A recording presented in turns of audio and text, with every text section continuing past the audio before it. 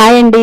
ఎప్పుడు ఇడ్లీలోకి సాంబార్ చట్నీ కాకుండా ఇలా బొంబాయి చట్నీ చేసుకొని చాలా బావుంటుంది. ప్రాసెస్‌లో వెళ్దాం. ముందుగా పొయ్యి మీద పాన్ పెట్టుకొని ఒక గరిటె ఆయిల్ వేసుకోండి. ఆయిల్ హీట్ అయిన తర్వాత ఇందులోకి శనగపప్పు, మినపప్పు, జీలకర్ర, ఆవాలు ఇవన్నీ బాగా దోరగా ఫ్రై చేసుకోండి. ఫ్రై అయిన తర్వాత ఇందులోకి సన్నగా తరిగిన అల్లం ముక్కలు కూడా వేసుకోండి. టేస్ట్ బావుంటుంది. అలాగే ఒక పచ్చిమిర్చి 5 వేసుకోండి. పచ్చి బఠానీ కూడా వేసుకోండి. అలాగే ఒక కప్పు ఉల్లిపాయ ముక్కలు కూడా పొడవుగా తరిగి వేసుకోండి. బాగా మగ్గిన తర్వాత ఇందులోకి టమోటా కూడా వేసుకోండి.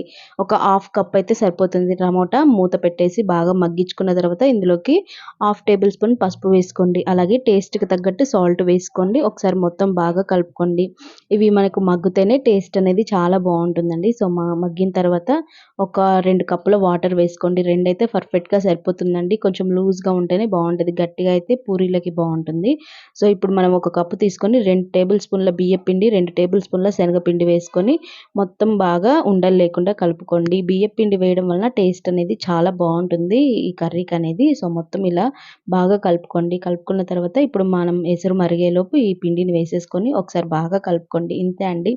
చాలా సింపుల్‌గా చేసుకోవచ్చు. కాపోతే మనం కలిపేటప్పుడు ఉండలు లేకుండా కలుపుకోండి. మనకు బొంబాయి చట్నీ అనేది టేస్ట్ చాలా బావుంటుంది. లాస్ట్‌న కొంచెం కొత్తిమీర వేసుకొని ఒక 10 నిమిషాల దాకా బాగా ఉడికిచ్చండి. పిండి పిండిగా ఉంటే టేస్ట్ బాగోదు. ఇంతే అండి. చాలా సింపుల్‌గా చేసుకోవచ్చు బొంబాయి చట్నీ అనేది.